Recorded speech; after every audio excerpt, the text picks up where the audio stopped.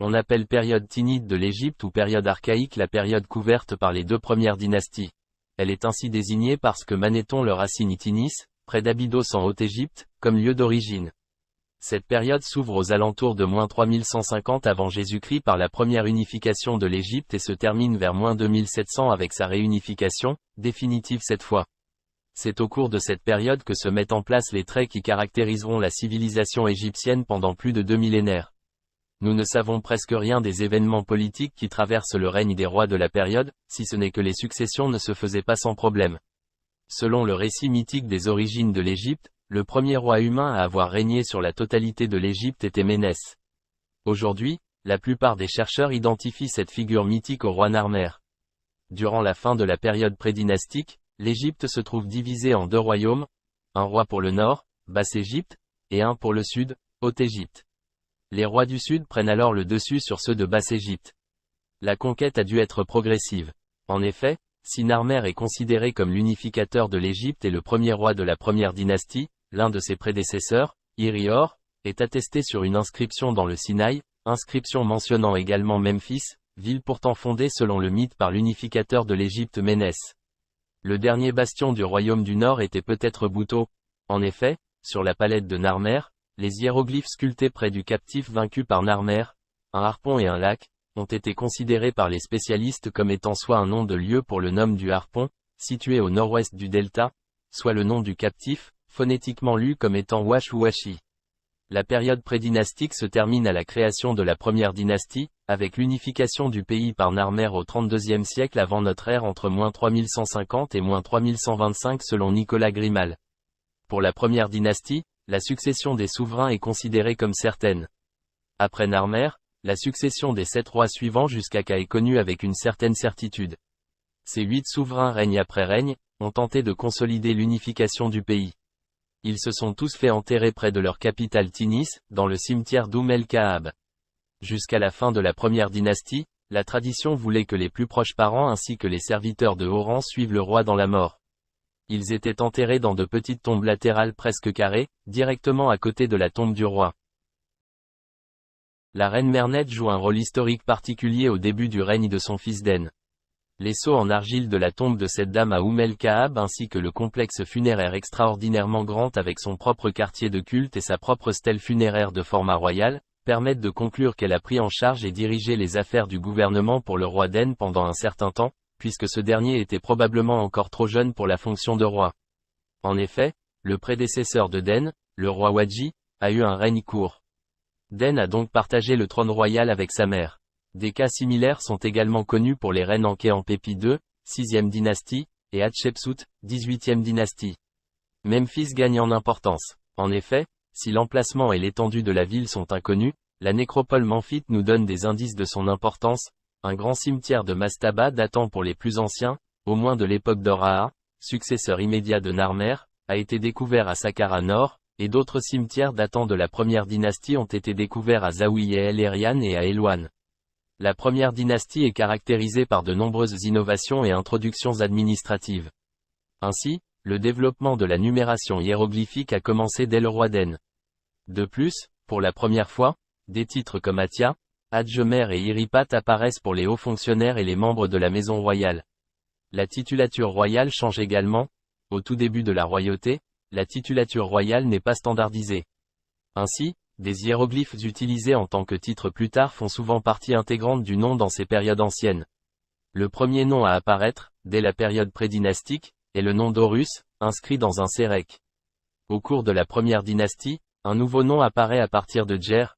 Il s'agit de l'ancêtre du nom d'Horus d'Or. Le titre lui-même Bik Nebu n'existe pas encore, seul le hiéroglyphe signifiant or, est systématiquement présent et fait partie intégrante du nom. Par exemple, pour Djer, c'était Ni Nebu, pour Den, Iare Nebu. Au cours de cette même première dynastie, un autre nom apparaît également à partir de Den.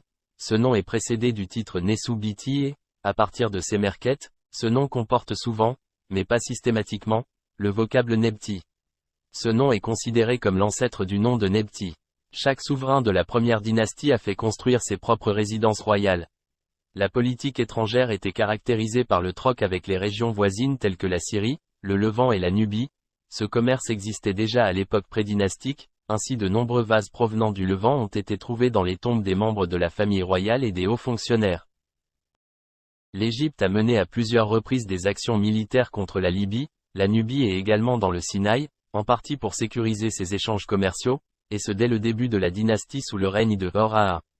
Les dieux sont également vénérés, par exemple, fondation ou embellissement de sanctuaires, déesse Net sous le règne d'Hor-Aa, organisation du culte à Bouto, création de statues pour des dieux, Séchat et Sed sous le règne de Sémerket.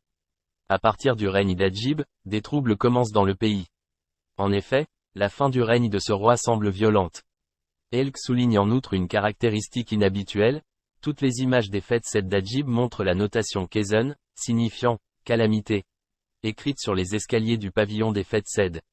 Lors de la deuxième année du règne de Sémerket, un grand événement inconnu eut lieu, la pierre de Palerme indique simplement « destruction de l'Égypte », tandis que Manéthon parle d'une calamité. Malgré le règne long et prospère de Ka, les preuves montrent qu'après sa mort, une guerre dynastique entre les différentes maisons royales a commencé pour le trône. Dans la tombe du haut dignitaire Merka, un vase en pierre portant le nom d'un roi Sneferka a été retrouvé. Il n'est pas clair si Sneferka était un nom alternatif de Ka ou s'il était un souverain séparé, éphémère. Des égyptologues tels que Hans Wolfgang Elck et Toby Alexander Howard Wilkinson désignent un autre souverain mystérieux nommé Horus Oiseau, dont le nom a été trouvé sur des fragments de vases datant de la fin de la première dynastie. Il est possible que Sneferka et Horus Oiseau se soient battus pour le pouvoir et qu'Hotepsek Moui ait mis fin à la lutte et soit finalement monté sur le trône d'Égypte, commençant ainsi la deuxième dynastie. Les traces de vols de tombes et d'incendies criminels trouvés dans les tombes royales d'Abydos sont de puissants indices de cette théorie.